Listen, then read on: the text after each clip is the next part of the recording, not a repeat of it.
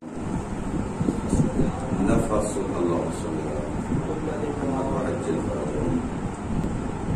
المحموم لظلمنا تسلیم وحمه لنا عبادہ وکتمان سرنا جہاد فی سبیل اللہ ثم قال الصادق علیہ السلام صلی علی محمد وآل محمد یجب ان یکتب هذا الحدیث بالذهب. اپنی عبادات کی قبولیت کے لیے ایک مرتبہ پھر صلوات کی توفیق اللہم صلی علی محمد وآل محمد. اللہ رب العزت کی بارگاہ میں یہ دعا ہے کہ اللہ کے ذات ہمارا یہاں پر بیٹھنا اپنی بارگاہ میں عبادت شمار فرمائے اور ہمارے دلوں کو قرآن کریم کی نورانی آیات اور محمد وآل محمد علیہ السلام کے پاکیزہ کلمات کے ساتھ مزین اور منور فرمائے. اور بانیان مجلس اور اس مجلس کے اہتمام میں جن لوگوں نے جس طرح سے بھی حصہ لیا ہے دامے گرنے قدمے سننے اللہ تعالیٰ مسلم کی توفیق میں اضافہ فرمائے. اللہ سے دعا ہے کہ امام زمانہ اجل اللہ فرجہ الشریف کی دعاؤں میں ہم شامل حال ہیں. اپنی دعاؤں کی قبولیت کے لیے ایک مرتبہ پھر بابا سے بلند صلوات صلی علی محمد وآل محمد. پیغمبر دو عالم صلی اللہ علیہ وآلہ وسلم کا فرمان ہے جس شخص نے میرا نام سنا اور میرے اوپر درود نہ بھیجا فقط جفانی اس نے میرے اوپر ظلم کیا. لہذا جب بھی خطبے میں یا کسی مقام کے اوپر بھی محمد صلی اللہ علیہ صلی علی محمد وآل محمد حضرت کا نام لیا جائے تو درود واجب کی حد تک پڑھنا لازم ہے، حتیٰ کہ معصومین کے فرامین کے مطابق اور فقہ کے استنباط جو کرتے ہیں ہمارے بزرگ فقہا ان کے مطابق یہاں تک ہے کہ انسان اگر نماز بھی پڑھ رہا ہے توجہ چاہتا ہوں اگر تو صبح کا وقت ہے واقع مظلوم کربلا کی اداکاری میں بارش کرتے ہیں آگے جاتے ہیں سنتے ہیں بیٹھتے ہیں آپ کی بارش اللہ کی بارگاہ میں قبول ہے. روایت بھی عرض کی اس کا ترجمہ بھی عرض کرتا ہوں اور وہ روایت جو امام جعفر صادق علیہ السلام کی عرض کی ہے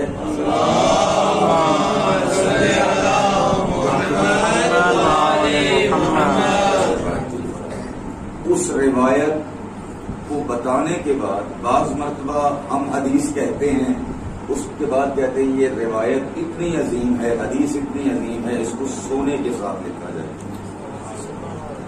توجہ چاہتا ہوں ایک مرتبہ ہم حدیث کو پڑھتے ہیں لیکن ہمیں حدیث اتنی سمجھ میں آتی ہے ٹھیک ہے ہم کہتے ہیں کہ حدیث اتنا بلند معنی رکھتی ہے کہ اس کو سونے کے پانی کے ساتھ لکھا جائے. لیکن ایک مرتبہ معصوم امام اور امام جعفر صادق یہ کہیں یجب ان یکتب ھذا الحدیث بالذهب، لازم ہے کہ اس حدیث کو سونے کے ساتھ لکھا جائے. بہت بڑا فرق ہے اس میں، کہاں پر امام کہے اور کہیں پہ ہم کہیں یہ ایک بہت بڑا مطلب رکھتی ہے. وہ حدیث کا مطلب ہے کہ پتہ نہیں کتنا اس کا بلند معنی ہے اور کتنی اس کی بلند قیمت ہے اور کتنی بڑی قیمت ہے جو امام کہہ رہے ہیں کہ اس حدیث کو سونے کے ساتھ لکھا جائے. فقہ کے مسئلے کے مطابق اگر کوئی شخص نماز پڑھ رہا ہے اور پیغمبر کا نام سنا ہے تو نماز میں وچ درود پڑھے گا، نماز کے اندر بھی درود پڑے گا تو اس کی نماز میں خلل نہیں آئے گا. یہ وہ آداب ہیں جو ہم نے محمد والے محمد علیہ السلام سے سیکھے ہیں. ایک اور روایت عرض کرتا چلوں پیغمبر دو عالم کی شان کے لیے امام جعفر صادق علیہ السلام کے بعد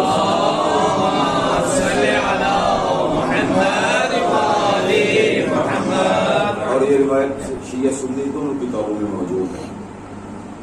یہاں سے پتہ چلتا ہے کہ ان ہستیوں کا ادب کیا ہے، احترام کیا ہے، عظمت کیا ہے. اور روایت کرنے والا کون ہے؟ 4 مذہب جو ہیں اہل سنت برادران کے، ان کے مذہبوں میں سے ایک امام یہ روایت کر رہا ہے، جس کا نام ہے مالک ابن انس. کیا نام ہے؟ مالک ابن انس ہے.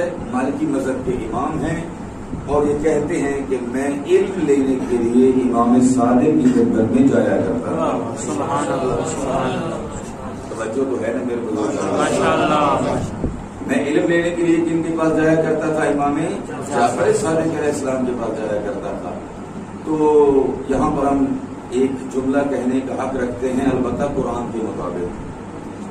اس کے مطابق، قرآن کے مطابق ایک جملہ کہنے کا حق رکھتے ہیں کہ قرآن نے ہمیں کلیہ دیا ہے، اللہ نے ہمیں کلیہ دیا ہے.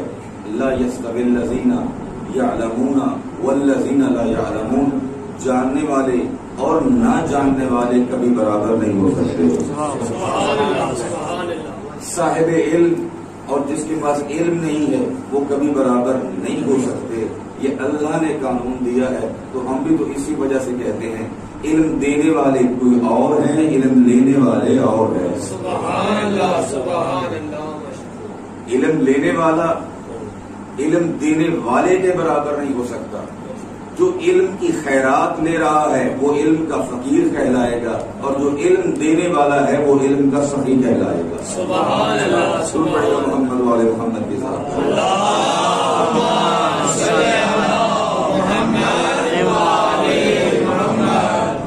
بڑا جملہ ہے اور یہاں سے واقعا اللہ نے ہمیں یہ توفیق دی ہے مکتب تشیع کو کہ ہم پیغمبر کا ویسے احترام کرنے کی کوشش کرتے ہیں. پہنچتے نہیں، یہ میں نہیں کہہ رہا کہ ہم پہنچتے ہیں، کوشش کرتے ہیں کہ جیسے امام صادق نے احترام کیا. اللہم صلی علی محمد وعلی محمد. یہ کہتے ہیں. البتہ روایت مفصل ہے، اگر پوری عرض کرو تو بے شک ساری مجلسی شاید اسی میں چلی جائے، کیونکہ امام کی سیرت کے لامحالہ امام جعفر صادق علیہ السلام کی سیرت کو چھوڑنا یہ بھی تو ایک مشکل کام ہے نا.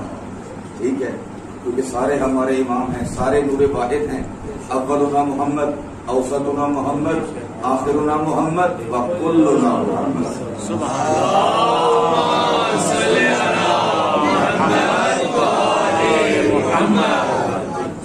اگرچہ درود پڑھنے میں مشکل بعض اوقات شاید کو سمجھتا ہو، لیکن جو درود کا فائدہ ہے یہ اللہ واقع بہتر جانتا ہے.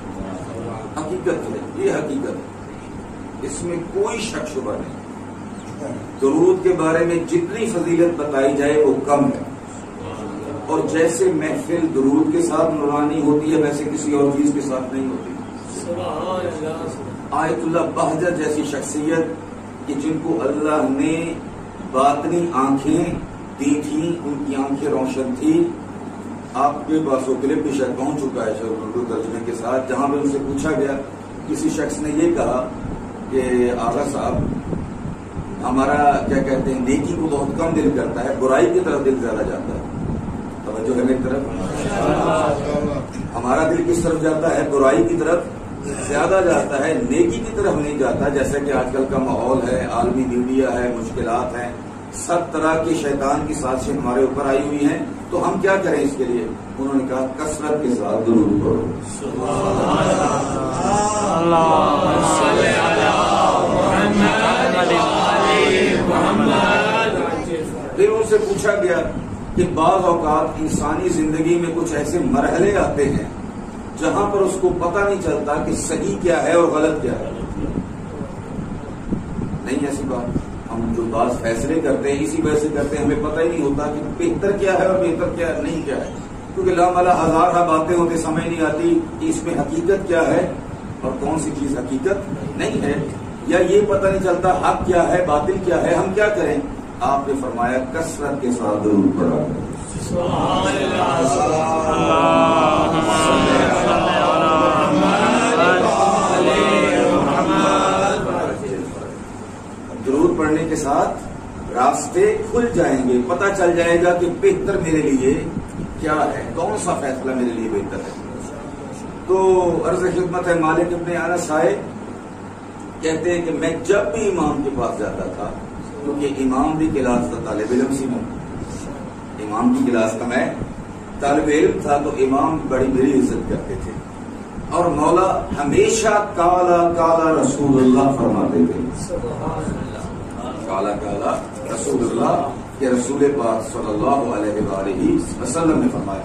اور جب نام لیتے پیغمبر کا، اصل یہ ہے جو ادب کے بارے میں، اخضر لونہ، مولا کا رنگ عظمت رسول کی وجہ سے سبز ہو جاتا تھا۔ اخضر لونہ کس کی وجہ سے؟ رسالت پاک صلی اللہ علیہ وآلہ وسلم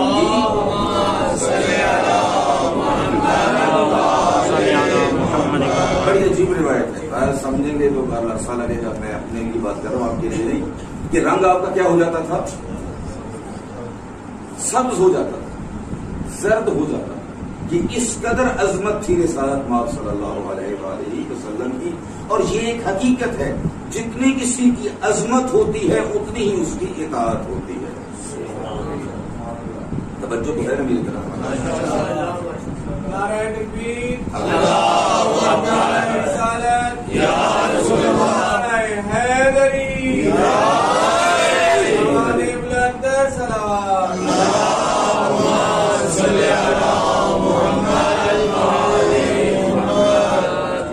جتنی کسی کی عظمت ہے اتنا ہی اس کا احترام ہے، اتنا ہی اس کا خوف ہے۔ یہ جو کہا جاتا ہے کہ اللہ کا خوف، اللہ سے ڈرو، اللہ سے نہیں ڈرنا، اس کی عظمت سے ڈرنا ہے۔ اللہ کوئی ڈرنے والی چیز نہیں ہے، بلکہ اس کی عظمت کا یہ تقاضا ہے، وہ اس عظمت کا مالک ہے، خالق ہے، رازق ہے۔ باپ کے کتنے احسانات ہوتے ہیں اولاد کے اوپر، بچپن سے لے کے، بلکہ بچپن سے پہلے پرورش شروع ہو جاتی ہے، ٹھیک ہے، جو باپ جو کرتا ہے، تو باپ کے اتنے احسانات ہیں، ماں کے اتنے احسانات ہیں۔ بچہ ماں باپ سے ڈرتا نہیں ہے، بلکہ ان کے احسانات کی وجہ سے شرمندہ ہوتا ہے، ان کے احسانات کی وجہ سے شرمندہ ہوتا ہے۔ ایک یہ بات، اور دوسری بات یہ ہے خود اللہ کا خوف نہیں بلکہ اس کے فیصلے کا خوف ہے کہ ہمارے خلاف فیصلہ نہ ہو جائے۔ جتنی عظمت ہے، اور یہی وجہ ہے ہمارے جو بزرگ گزر گئے ہیں اس دنیا سے، آپ تو بہتر جانتے ہیں، اگرچہ وہ پڑھے لکھے نہیں تھے لیکن بے معرفت نہیں تھے۔ ان کی وجہ یہ تھی، ان کے دلوں میں احترام تھا محمد و آل محمد علیہ السلام کا۔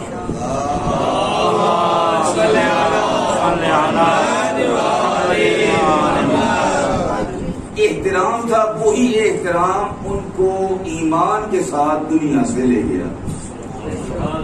وہی احترام ان کا جو ہمارا جتنا ان کو علم تھا۔ آج کل علم ہے ماشاءاللہ، علم بہت زیادہ ہے، لیکن کوشش ہمیں کرنی چاہیے کہ اپنے احترام کو حفظ کریں، حفاظت کریں اس قیمتی چیز کی جس کا نام ہے احترام آل محمد، کیونکہ اس احترام کو ہم نے سیکھا ہے قرآن سے۔ کسے سیکھا ہے؟ قرآن کریم سے۔ لا ترفعوا اصواتکم فوق صوت النبی، کہ تم اپنی آوازوں کو بھی رسول کی آواز کے اوپر بلند نہ کرو۔ تمہاری آوازیں بھی بلند نہیں ہونی چاہیے۔ جب آوازیں بلند نہیں ہو سکتی تو کام کیسے بلند ہو سکتا ہے؟ یہ جو کہا جاتا ہے کہ پیغمبر کو مشورہ دیا جاتا تھا، معنی یہ ہے کہ وہ قرآن کی آیت کو سمجھ ہی نہیں سکے، بآواز بلند سلوات پڑھی گا۔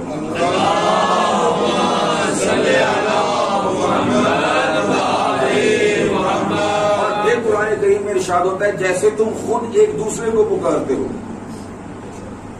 محمد بخش، اللہ بخش، فلاں، نہ ایسے پیغمبر کو نہیں پکارنا۔ لا تجعلوا دعاءکم، تم ایسے نہ پکارو جیسے ایک دوسرے کو پکارتے ہو، بلکہ میرے پیغمبر کو اس کے لقب کے ساتھ پکارو، رسول اللہ کہو۔ جب یہ آیت نازل ہوئی تو آپ کی پاک بی بی کی سیرت یہ تھی کہ جیسے آیت نازل ہوئی آل محمد سے بڑھ کر کون قرآن کی آیت پر عمل کر سکتا ہے؟ توجہ تو ہے نا میری طرف؟ کون عمل کر سکتا ہے؟ بات بیوی سے بڑھ کر تو آپ نے بھی کہنا شروع کیا یا رسول اللہ. رسول خدا نے فرمایا میرے دل کا چین بیٹی تیرا مجھے بابا کہنا میرے دل کو ٹھنڈک پہنچاتا. ٹھیک ہے، لامحالہ فرق ہے اس لحاظ سے آل محمد کا اور دوسرے لوگوں کا.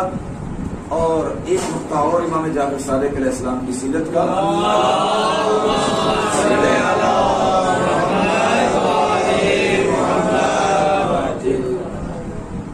کہ جب آپ رسالت مآب صلی اللہ علیہ وآلہ وسلم کا نام لیتے اس قدر جھک جاتے کہ آپ کا سر اپنے گھٹنوں کے پاس چلا جاتا.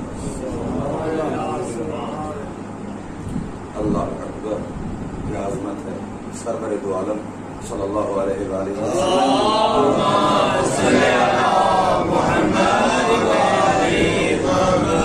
اور یہی وجہ ہے ایران میں عراق میں ظاہراً یہ بات تو زیارت کر کے آئے ہیں، اللہ ہمیں بھی زیارت کی توفیق دے. وہاں پر جب حضرت کا نام لیا جاتا ہے تو لوگ درود پڑھتے ہیں.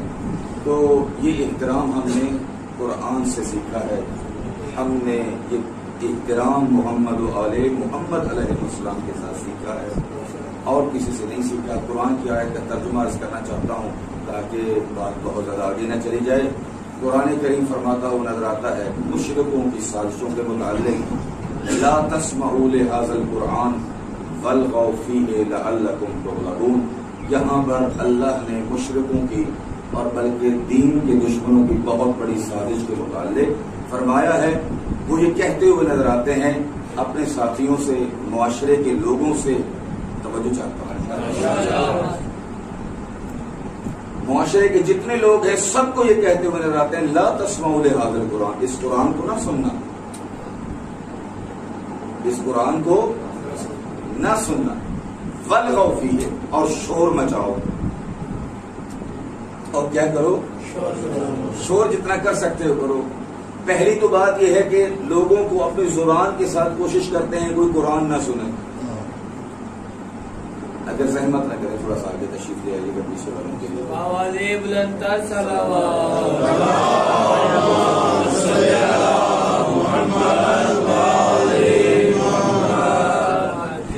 پہلی بات یہ ہے کہ وہ ایسا کام کرتے ہیں کہ لوگوں کو روکتے ہیں کس چیز سے؟ قرآن کریم سننے سے، کہ کہیں یہ پیغمبر کی زبان سے کلام نہ سننے، برحق کلام نہ سننے. اگر پھر بھی بات نہ بنے تو پھر کیا کرتے ہیں؟ والغوا فیہ، اور یہ کہتے ہیں شور جتنا کر سکتے ہو کرو تاکہ ان کے کانوں میں قرآن کی آواز نہ پڑ سکے. لعلکم تغلبون، شاید کہ تم غالب ہو، شاید کہ تم غالب آ جاؤ. تو اس قرآن کریم کی آیت نے ہمیں ایک بہت بڑا سبق دیا. آیت اللہ ذیشان حیدر جوادی صاحب رحمۃ اللہ علیہ نے یہاں پر بہت نقطہ دیا، بڑا نقطہ دیا. جب پیغمبر کا دور تھا اس وقت قرآن نہیں سننے دیتے تھے، کہتے تھے قرآن کو نہ سنو. حتیٰ کہ جو پیغمبر کے پاس جاتے تھے اس کس سے آپ کے سنے ہوئے ہیں، میں صرف اشارہ کروں گا کہ باہر سے کوئی مسافر آیا اور یہ کہا کہ سنا ہے کہ یہاں پر کوئی جادوگر رہتا ہے، اس کا نام محمد ہے. جادوگر رہتا ہے، نام اس کا محمد ہے. قربان جاؤں سید دو عالم کی ذات پر. اتنے بڑے بڑے الزام حضرت کے اوپر لگے، لیکن حضرت کی ذات انہی لوگوں کے ایمان کی دعائیں کرتی تھی کہ یا اللہ ان کو ہدایت عطا فرما. لعلک باخع نفسک الا یکونوا مؤمنین، اے میرا حبیب اس غم میں اپنے آپ کو نڈھال کر دو گے، اپنے آپ کو مار دو گے کہ یہ مشرک ایمان نہیں لے کے آتے. توجہ ہے میری طرف. آیت کا ترجمہ میں بندہ حکیم کے لیے میں نے بھی عرض کر دیا، آپ نے بھی سن لیا، لیکن اس کی گہرائی میں شاید اگر ہم جائیں سمجھے. اللہ یہ فرما رہا ہے میرا حبیب ان کے غم میں اپنے آپ کو مار دو گے. کن کے غم میں؟ رسول کس کا غم کرتے تھے؟ جو ایمان لے آئے تھے، جو ایمان نہیں لے کے آئے تھے وہ کون تھے؟ میرے نوجوان دوستان، میرے استاد مرحوم فرمایا کرتے تھے کہ میرے سوزی جو ہیں وہ آپ ہی ہیں. ٹھیک ہے, جو سامنے بیٹھے ہیں.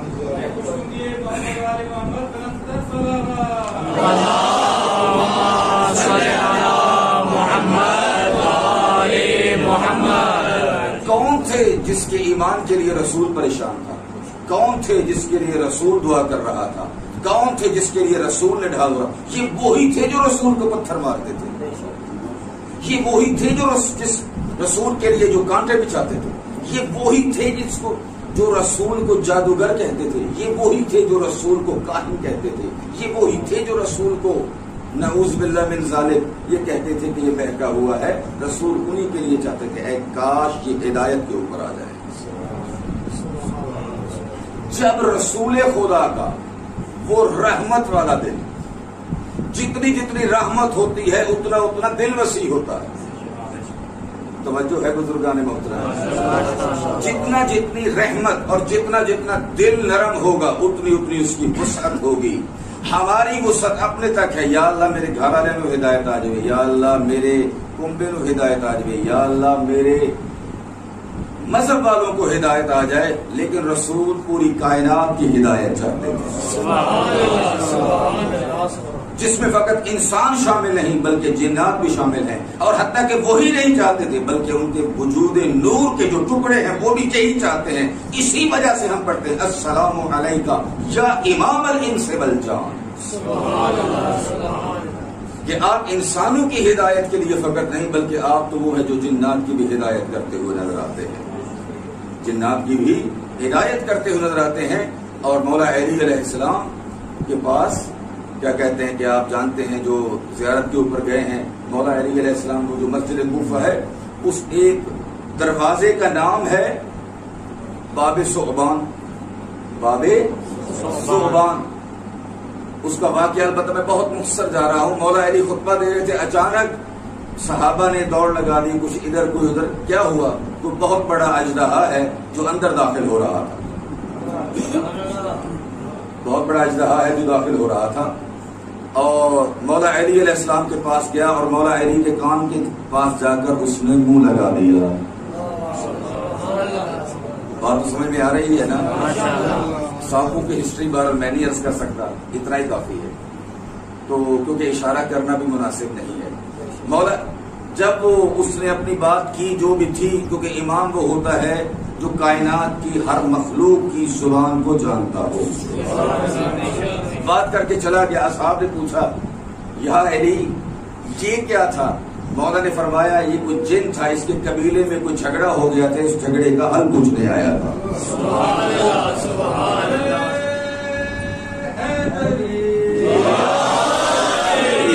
تو عرض خدمت یہ ہے. اس کے بعد کیا کہتے ہیں کہ لام آباد والی حکومتیں آئی, ان کو پریشانی ہوئی. جب تک اس دروازے کا نام رہے گا باب العلم کے فضائل پتہ چلتے رہیں گے, تو وہاں پر انہوں نے ہندوستان سے ایک ہاتھی خرید کر وہاں پر کھڑا کر دیا اور اس دروازے کا نام لکھ دیا باب الفیل, تاکہ علی امیر المومنین کی فضیلت ظاہر نہ ہو. لیکن اس کو یہ پتہ نہیں تھا اللہ جو فضیلت دیتا ہے وہ ختم ہونے والی نہیں ہوتی. نہ کعبہ سے ولادت ختم کر سکتے تھے, ایسے ہے یا نہیں ہے, اور نہ وہاں پر اس دروازے کا نام تبدیل ہو سکتا تھا. مٹتے مٹ جائیں گے, اللہ کا وعدہ ہے فاذکرونی اذکرکم. انہوں نے اللہ کے ذکر کو زندہ رکھا ہے, اللہ نے ان کے نام کو زندہ رکھا ہے. نعرہ حیدری, یہ تو اللہ کا وعدہ ہے, ہمارا وعدہ نہیں ہے کہ ٹوٹ جائے گا. فاذکرونی اذکرکم, تم مجھے یاد رکھو میں تمہیں یاد رکھوں گا. جہاں جہاں پہ ہم اس کو یاد رکھتے ہیں وہاں وہاں پر وہ یاد رکھے گا. جتنی جتنی ہماری معرفت ہے. بہرحال قرآن سے روکا جاتا ہے. اچھا کوئی جادوگر آیا ہے, اچھا کہتے بچ کے رہنا, اس کی بات نہ سننا. بتاتا کیا تھا رسول؟ بتاتے کیا تھے؟ قرآن ہی بتاتے تھے, اور تو کچھ نہیں بتاتے تھے, قرآن ہی بتاتے تھے. اچھا نہ سننا, حتیٰ کہ یہاں تک انہوں نے کوشش کی ہے. پمبے ہوں پنجابی اردو ساری بھولی ہوئی ہے جی, کیا کہتے ہیں, ڈاٹ کہتے ہیں اس کو, وہ بھی اس کے کانوں میں ڈال دیا. کہ کہیں محمد صلی اللہ علیہ وآلہ وسلم کا جادو نہ چل جائے،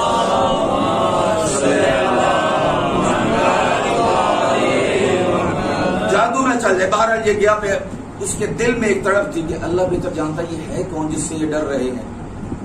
جیسے بعض جوان ہوتے وہ تحقیق طلب ہوتے وہ آگے ہی جاتے پیچھے نہیں ہٹتے، جتنا مرضی ان کو کہتے رہو کہ یہ لوگ مجلس میں ایسے کرتے ہیں ویسے کرتے ہیں یہ کرتے ہیں، لیکن اہل بیت کی محبت انسان کو کھینچ کے یہاں لے آتی ہے۔ جن کے دودھ کی پاکیزگی ہے وہ وہاں پر بھٹکنے نہیں دیتی، کیونکہ محبت نبی اور آل نبی کسی کی میراث نہیں ہے۔ پیغمبر کا فرمان ہے، کنز العمال اہل سنت کی کتابوں میں یہ روایت موجود ہے، اساس الاسلام حب و حب اہل بیتی، فرمایا دین کی تو بنیادیں ہی مجھ نبی کی محبت ہے اور میرے اہل بیت کی محبت ہے۔ اگر بنیاد ہی نہیں تو اسلام کیسا؟ جب بنیاد ہی نہیں تو اسلام کیسا؟ مسلمان کبھی محبت نبی اور اہل بیت سے پیچھے ہٹ ہی نہیں سکتے۔ اگر آج تک اسلام زندہ ہے تو انہیں کی محبت کی وجہ سے۔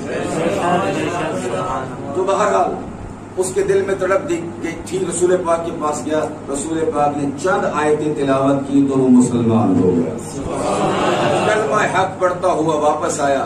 کہا کہ کیا بنا؟ کہا کہ اشہد ان لا الہ الا اللہ، ایک رب کی توحید کا بھی اقرار کر آیا ہوں اور محمد کی رسالت کا بھی اقرار کر۔ جب یہ جملہ کہا وہ کہتے ہیں کہ جادو چل گیا نا، اچھا نہیں سننی گل نہیں سننی۔ تو یہاں پر ایک جملہ عرض کرتا جاؤں، وہ اس دور کی سازشیں تھی۔ آج کے دور میں بھی قرآن سننے کے لیے ہمیں اجازت نہیں دی جا رہی۔ میں قرآن کی آیت عرض کرنا چاہتا ہوں، ان اشد الناس عداوۃ للذین آمنوا، صاحبان ایمان کے سب سے بڑے دشمن یہودی ہیں۔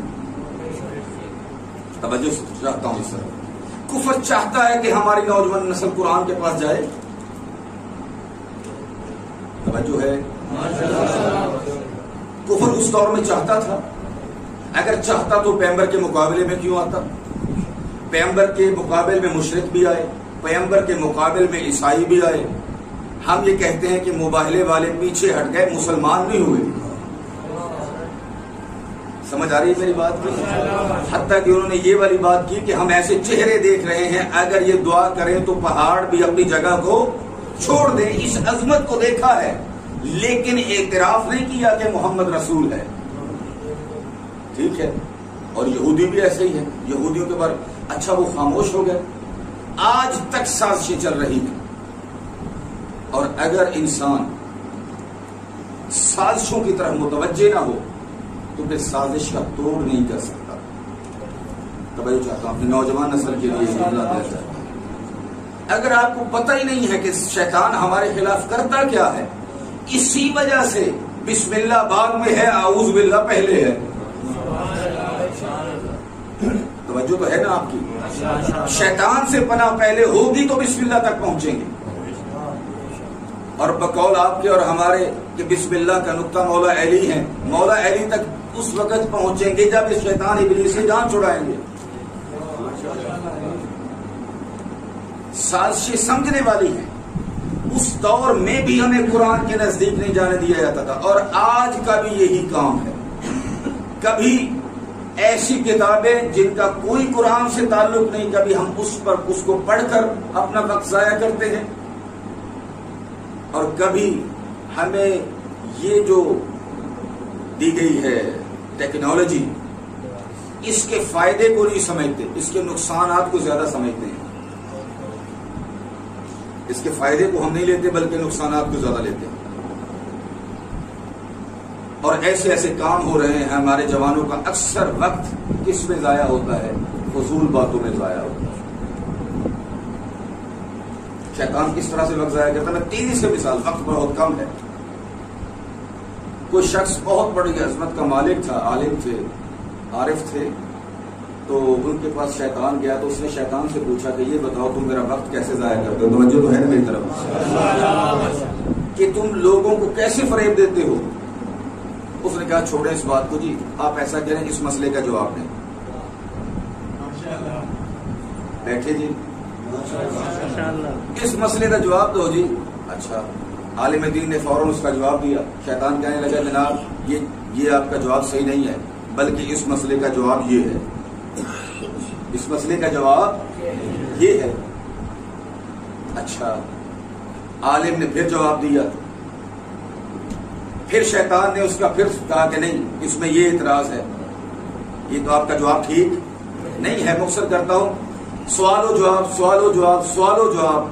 وقت گزرتا گیا. عالم دین نے تھوڑی دیر بعد متوجہ، اچھا وہ نماز کا وقت ہی گزر گیا، نماز کا وقت ہی گزر گیا. شیطان کہتا ہے کہ میں ایسے فریب دیتا ہوں. ہماری باتیں ہوتی ہیں اور بالخصوص جب انسان فارغ ہوتا ہے باتیں ہوتی ہیں، باتیں ہی ہوتی ہیں اور باتیں ہی ہوتی ہیں. اور بالخصوص بعض اوقات حتیٰ ممکن ہے دین کا مسئلہ ہو لیکن اس کا کوئی خاص فائدہ ہی نہ ہو، کیونکہ وہاں پر ہم علم لینا نہیں چاہتے بلکہ دینا چاہتے ہیں. بات تو میری سمجھ میں آ رہی ہے نہیں آ رہی؟ ہم علم لینا نہیں چاہتے بلکہ دینا چاہتے ہیں. اور پھر نتیجہ کیا نکلتا ہے؟ جب ایک دوسرے کے اوپر غلبہ کی کوشش ہوتی ہے کہ میری بات اوپر آئے، میری بات اوپر آئے، نتیجتاً کئی گھنٹے گزر جاتے ہیں. اور امام جعفر صادق علیہ السلام فرماتے ہیں،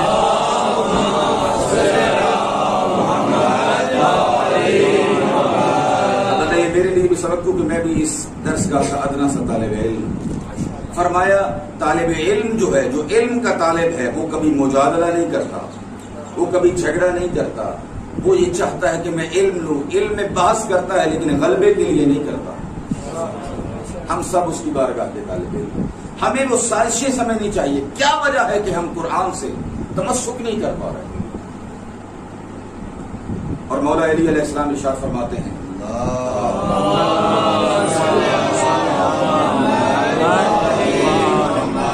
النظر صحیفۃ القلب. مولا فرمایا نگاہ جو ہے وہ دل کا صحیفہ ہے. نگاہ جو ہے یہ مضمون روایت ہے. نگاہ کیا ہے؟ دل کا صحیفہ ہے. یعنی کیا مطلب؟ دل وہی پڑھتا ہے جو آنکھ دیکھتی ہے. دل وہی پڑھتا ہے جو آنکھ دیکھتی ہے. ہماری آنکھیں شیطان نے اور ابلیسی قوتوں نے ایسا کام کیا ہے کہ ہماری آنکھیں ہمیشہ ان چیزوں میں لگیں جن کو اللہ نہیں چاہتا، جن کو اللہ نہیں چاہتا. اور جب ہماری آنکھیں اس طرف لگتی ہیں تو دل میں وہ چیزیں گھر کر جاتی ہیں جن کو اللہ نہیں چاہتا، کیونکہ دل حرم ہے، گھر ہے اللہ کی ذات کا. النظر سہم من سہم ابلیس. نگاہ شیطان کے زہر آلود تیروں میں سے ایک تیر ہے. یہ مولا علی علیہ السلام کا فرمان ہے. میں نے یہ اس لیے یہ جملہ کیا ہے کیونکہ اس کی وجہ یہ ہے کہ یہ فرمان بہت اہم ہے. النظر سہم من سہام ابلیس. نگاہ شیطان کے زہر آلود تیروں میں سے تیر ہے. اگر نامحرم کے اوپر نگاہ ٹی وی پہ پڑے تب حرام ہے، اگر باہر پڑے تب حرام ہے. نامحرم کون ہے؟ جس سے نکاح کرنا جائز ہے. جس سے نکاح کرنا جائز ہے وہ نامحرم ہے، چاہے وہ کوئی بھی ہو، کزن ہو، فلاں ہو، فلاں ہو. کزن ہے، پردہ اس پر واجب ہے. جس طرح ہمارے اوپر نگاہ کرنا حرام ہے ایسے خاتون کے اوپر بھی نگاہ کرنا حرام ہے. کنیزہ نے زہرا اس بات کو سمجھے کہ سیدہ نے ہمیں کون سی سیرت دی ہے. مزرعہ تسلیم را حاصل بطول، اسوائے مادرا بطول، اسوائے کامل مادرارا بطول. اقبال یہ کہتے ہوئے نظر آتے ہیں تسلیم اور اسلام کی مکمل پیکر جو ہیں وہ جناب سیدہ ہے، اور ماؤں کے لیے آئیڈیل جو ہیں وہ بطول ہے. جب وہ نابینا صحابی آیا نا رسول پاک کے ساتھ، دروازہ کھٹکھٹایا، سیدہ دروازہ کھولے، یہ تو نابینا ہے. فرمایا، عرض کیا یا رسول اللہ، بابا یہ نابینا ہے، میں تو نابینا نہیں. النظر سہم من سہام ابلیس. نگاہ شیطان کی تیروں میں سے ایک تیر ہے، اور اسی طرح سے شیطان اپنے جال میں پھنساتا ہے۔ مولا علی علیہ السلام کی شہادت کا سبب کون تھی؟ قطامہ، یہ کون سی خاتون تھی؟ توجہ ہے دوستان میرے بزرگان، نہ خاتون کو اجازت ہے کہ اس طرح سے آرائش کر کے آئے، حتیٰ کہ اجازت نہیں کہ وہ نامحرم کے ساتھ میٹھے لہجے میں بات کرے۔ لا تخضعن بالقول، یہ پیغمبر کی بیویوں کو حکم ہے کہ نرم لہجے میں بات نہ کرو۔ کیوں؟ فرمایا اس وجہ سے اگر تم نرم لہجے کے ساتھ بات کرو گی، نتیجہ جائے دل کے دلوں میں مرض ہے، وہ مرض میں شکار ہو جائیں گے، وہ مرض میں گرفتار ہو جائیں گے۔ جب پیغمبر کی بیویوں کو حکم یہ ہے کہ جن کو اللہ نے اتنی عظمت دی ہے، تو ہم آپ کون ہیں؟ نہیں، یہ ہمیں شیطان کچھ نہیں کہہ سکتا۔ شیطان پیغمبر کے کو جڑے بیٹھے سے تو نہ بچ سکے، ایسا ہے یا نہیں ہے؟ یہ کوئی نہیں کہہ سکتا۔ حضرت یوسف علیہ السلام، وقت کی کمی کے بعد اس موضوع کو کل شاید مکمل کروں۔ حضرت یوسف علیہ السلام 13واں پارہ پہلی آیت، کاش اس کا ترجمہ پڑھا جاتا اور امام باقر علیہ السلام کا فرمان پڑھ کے آپ کی خدمت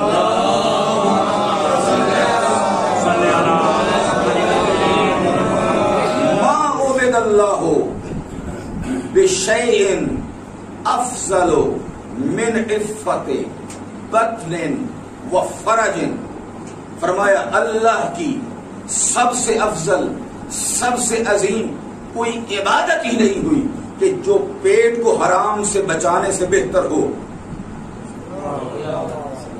یا اپنی شرمگاہ کو حرام سے بچانے۔ مولا فرماتے ہیں اس سے بہتر عبادت ہی کوئی نہیں۔ اللہ اکبر، سمجھیے گا اس جملے کو۔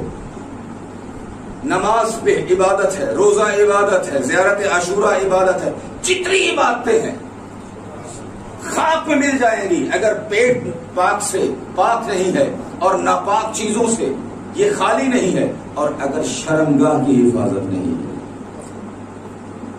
توجہ ہے میری طرف؟ مولا یہ فرما رہے ہیں جتنی عبادتیں ہیں سب کو ایک طرف رکھ دو، اگر افضل عبادت ہے تو اپنے شکم کو لقمہ حرام سے بچانا ہے اور شرمگاہ کو حرام سے بچانا ہے۔ اس سے بڑی عبادت ہی کوئی نہیں۔ کیوں؟ انشاءاللہ پھر عرض کروں گا۔ اور پاکیزہ مائیں تھی کربلا کی، پاکیزہ بیویاں تھی کربلا کی۔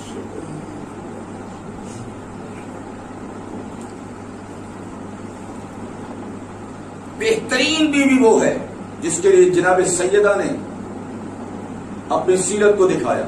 بہترین بیوی وہ ہے جو شوہر کی سب سے بہترین خدمت کرتی ہے۔ حسن التبعل، یہ اس کا جہاد ہے، دوسروں کی نہیں بلکہ شوہر کی خدمت کرتی ہے۔ بہترین بیوی وہ ہے، اور میں کہتا ہوں بہترین بیوی ہے زہیر ابن کین کی۔ زہیر ابن کین مولا کا بوڑھا صحابی ہے، اور مذہب میں یہ عثمانی تھا، تیسرے خلیفہ سے محبت رکھنے والا تھا، مولا علی سے محبت رکھنے والا نہیں تھا۔ معذرت چاہتا ہوں، آپ کا وقت زیادہ لے لیا۔ مولا علی سے یا آل علی سے یہ محبت نہیں رکھتا، لیکن یہ واقعاً حسینی خاتون تھی، اور خاتون کیا کر سکتی ہے؟ جہنمی سے جنتی بنا سکتی ہے، سبحان اللہ، سبحان اللہ، علیہ اللعن سے علیہ السلام بنا سکتی ہے، بڑے بڑے ولی پیدا کر سکتی ہے، بڑے نبی بھی اگر پلے ہیں تو ماؤں کی گود میں پلے ہیں، یہ ماؤں کا اثر ہے۔ توجہ چاہتا ہوں، یہ مولا حسین علیہ السلام اور یہ دونوں بزرگوار حج سے واپس آ رہے تھے۔ مولا بھی کوفہ کی طرف آ رہے ہیں اور زہیر بھی، اور زہیر کی یہ کوشش ہے، یہ بہت بڑا تاجر بھی تھا اور بہت بڑا شجاع تھا، اس کی کوشش یہ تھی کہ کہیں بھی کسی طرح سے میرا سامنا حسین کے ساتھ نہ ہو جائے، کہیں حسین مجھے اپنی نصرت کے لیے نہ بلا لیں، اور اگر حسین نے نصرت کے لیے کہہ دیا، بہرحال اس کی طینت پاک تھی، اس کی خمیر پاک تھا۔ ایک مقام ہے جہاں پر ذو حسم سے کہتے ہیں، یا زدور اس کا نام ہے، وہاں پر کاروان حسین نے خیمے لگائے اور خدا کا کرنا ایسا ہوا یہ پہلے دور خیمے لگاتا تھا کہ مولا حسین کی میرے اوپر نظر نہ پڑ جائے، لیکن مولا حسین جانتے تھے کہ اس کا دل کیسا ہے، مولا جانتے تھے کہ یہ ہمارا ہے، ٹھیک ہے۔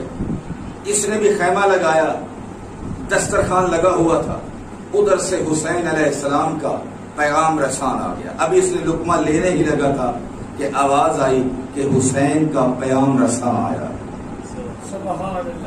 کہتے کہ ایک مرتبہ اس کا چہرہ مرجھا گیا کہ جس چیز سے میں ڈرتا تھا وہی کام ہو گیا۔ اچھا کیا مسئلہ ہے؟ غلام سے کہا کہ پوچھو کیا مسئلہ ہے؟ تو انہوں نے کہا کہ آپ کو فرزند رسول بلا رہے ہیں۔ اب یہ ہکا بکا رہ گیا کہ میں حج سے جس چیز کے لیے ڈر رہا تھا وہی کام ہوا۔ یہ اب خاموش بیٹھا ہے۔ میں زیارت عاشورہ کا جملہ عرض کرنا چاہتا ہوں، مولا حسین نے یہ کام جو کیا ہے جہالت سے بھی نکالا ہے اور ضلالت سے بھی نکالا ہے، گمراہی سے نکالا ہے۔ گمراہی سے کیسے نکالا ہے؟ انسان کو پتہ نہیں چلتا حق کیا ہے باطل کیا ہے۔ اس حسینی خاتون نے اس کو گمراہی سے نکالا، حق کی طرف لے کے آئی۔ جب یہ خاموش بیٹھا تھا حیرت میں، کہا سبحان اللہ، عجب بات ہے، رسول کا بیٹا بلائے اور تو جواب نہ دے،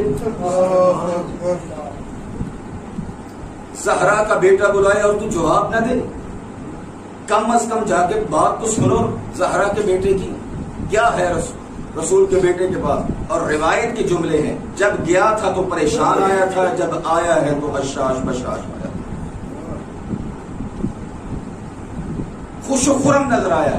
میں کہتا ہوں زہیر تو واقعی خوش قسمت ہے کہ تجھ کو حسین جیسا نصیحت کرنے والا ملا، اور اللہ بہتر جانتا ہے حسین اور زہیر میں کون سا کلام ہوا، مجھے علم نہیں ہے، لیکن میرا دل یہ کہتا ہے کہ یہی کہا ہوگا زہیر دیکھ اسلام پہ کتنا کڑا وقت ہے، اگر یہ کڑا سخت وقت نہ ہوتا تو میں 6 مہینے کا لال لے کے لگودک صحرا میں نہ آتا۔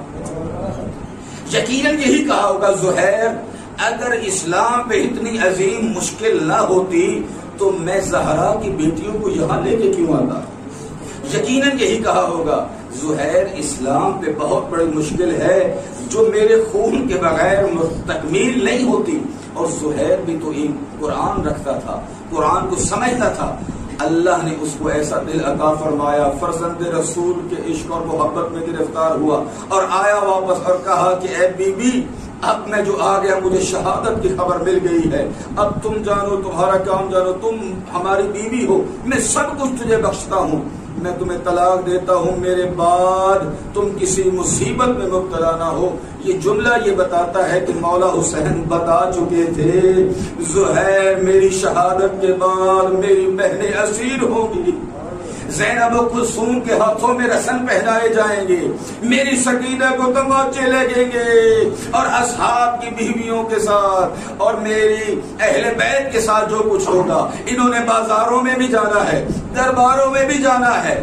زہیر نے یہ سنا تو زہیر نے کہا کہ میں تم کو طلاق دیتا ہوں تاکہ میرے بعد مصیبت میں مبتلا نہ ہو۔ میں عرض کروں گا زہیر آپ کی بیوی کتنی اچھی تھی کہ جس نے آپ کو جہنم سے نکال کر جنت کی طرف لے کے آئی، لیکن آپ کی غیرت برداشت نہ کر سکی۔ میں عرض کروں گا کیا عظمت تھی مولا زین العابدین کی، اور کیا مصیبت تھی زین العابدین کی جب آپ سے پوچھا گیا کہ کون سی مصیبت کی وہ گھڑی تھی جو آپ کے لیے سب سے زیادہ سخت تھی۔